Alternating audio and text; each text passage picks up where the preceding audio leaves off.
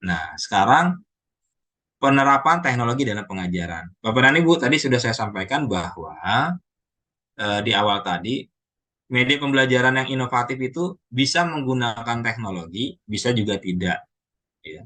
Nah, memang sekarang cenderung arahnya adalah penggunaan yang teknologi, Bapak dan Ibu. Maka perlu kita menggunakan teknologi dalam pengajaran. Walaupun demikian, tetap yang tidak menggunakan teknologi juga perlu Bapak dan Ibu. Silakan Bapak Ibu buat, silakan Bapak Ibu kembangkan media pembelajaran yang mungkin tidak menggunakan teknologi atau secara konvensional. Karena tentu saja ada unsur-unsur lain ya, misalnya butuh pengembangan motorik anak. Nah, itu kan bisa saja kita masih memanfaatkan media pembelajaran yang konvensional ya, yang tidak terkait dengan teknologi.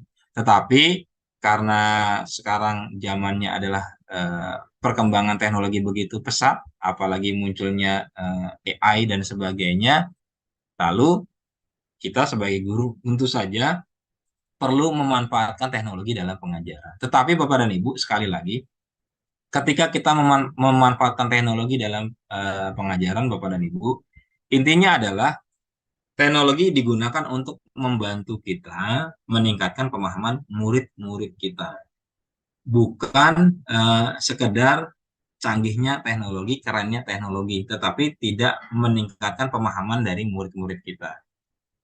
Saya lanjut Bapak dan Ibu. Lalu eh, apa sih peran teknologi dalam transformasi pembelajaran saat ini? Ini tadi ada beberapa hal, tadi sudah saya sampaikan meningkatkan aksesibilitas, ya. Dengan adanya teknologi, maka sumber informasi itu menjadi begitu luas, akses-akses ke berbagai macam informasi itu menjadi lebih mudah karena adanya teknologi.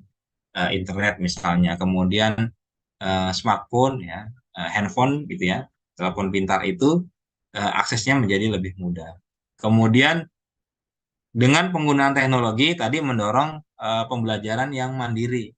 Ya, kenapa mandiri? Ya, karena bisa kita lakukan secara daring, secara online. Kemudian kita berikan medianya, siswa bisa melakukan aktivitasnya secara mandiri, sendiri-sendiri, boleh di sekolah, boleh di rumah, dan boleh di mana saja, tergantung kreativitas Bapak dan Ibu dalam membuat medianya.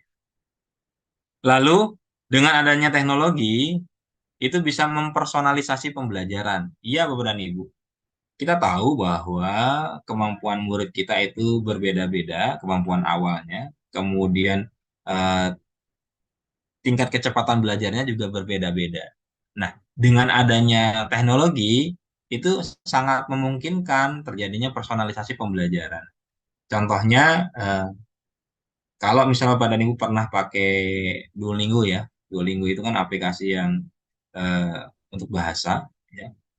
Itu kalau murid-murid kita pakai itu eh, muncul ya tahapan materinya itu muncul sesuai dengan kemampuan dari murid-murid kita. Jadi kalau misalnya levelnya masih belum lancar, misalnya masih masuk level 1, level 2 dan seterusnya. Jadi pembelajarannya terpersonalisasi tergantung pemahaman dan kemampuan dari murid-murid kita. Saya lanjut Bapak Ibu. Nah, sekarang apa saja sih oke. Yang ini mengembangkan keterampilan digital. Iya. Maksudnya begini Bapak dan Ibu. Penggunaan teknologi itu eh, membantu murid-murid kita meningkatkan keterampilan secara digital karena kita sadar bahwa murid-murid kita itu nanti adalah orang-orang yang akan hidup di masa datang gitu ya. Orang-orang yang menjadi pemegang di masa yang akan datang. Artinya kita membekali mereka bersama mereka dalam perkembangan teknologi digital yang semakin berkembang. Lalu saya lanjut Bapak dan Ibu, jenis-jenis teknologi yang dapat digunakan dalam proses pengajaran atau pembelajaran Bapak dan Ibu. Yang pertama adalah kita bisa pakai e-learning ya. E-learning itu adalah apa ya? Pembelajaran secara online bisa kita menggunakan yang paling umum Google Classroom Bapak dan Ibu ya. Moodle, terus platform yang lain ya. Banyak sekarang banyak sekali pengembang aplikasi, pengembang platform terkait pembelajaran secara online ya, menggunakan e-learning. Kemudian yang kedua, kita bisa menggunakan berbagai macam aplikasi pembelajaran. Aplikasi pembelajaran itu berarti berupa perangkat lunak ya, software dan sebagainya yang bisa menunjang pembelajaran. Nah, dari sekian banyak itu, nanti ada tiga, seperti yang saya sampaikan tadi, yang akan Bapak Ibu pelajari di diklat ini. Ada Canva, ada Quizzes, ada ClassPoint gitu ya. Kemudian ada juga teknologi augmented reality dan virtual reality yang sudah saya sampaikan tadi. Lalu kita juga bisa memanfaatkan proyektor. Nah, sekarang ada papan interaktif, smart board ya Bapak dan Ibu yang seperti TV itu, kemudian bisa touchscreen dan sebagainya. Dan saya lihat beberapa sekolah sudah menggunakan itu. Bahkan beberapa sekolah negeri ya, saya lihat di tempat teman-teman saya itu sudah menggunakan papan interaktif ini ya. Nah, saya tanya, kan itu harganya mahal ya, dari mana begitu ya?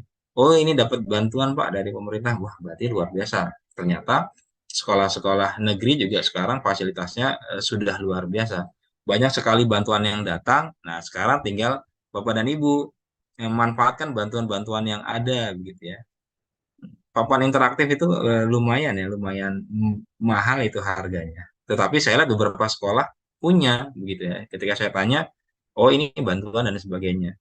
Nah, sangat disayangkan kalau misalnya ada fasilitas yang begitu canggih ya, yang begitu luar biasa bisa membantu pembelajaran, tetapi tidak dimanfaatkan.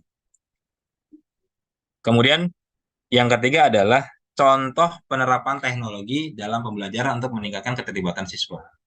Yang pertama tadi saya sudah sampaikan pembelajaran kolaboratif.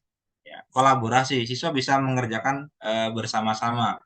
Bapak dan Ibu bisa gunakan berbagai berbagai macam aplikasi. Bisa pakai Canva, bisa pakai Google Slide, ya, bisa pakai Jamboard dan sebagainya yang memungkinkan siswa kita bisa berkolaborasi dalam mengerjakan tugas-tugasnya. Kemudian bisa menggunakan game based learning ya, gamifikasi pembelajaran. Nah, salah satunya Quizzes ya. Nanti Bapak dan Ibu juga akan pelajari ke Quizzes dan saya yakin Bapak dan Ibu nanti akan dapat update fitur-fitur terbaru yang ada di Quizzes.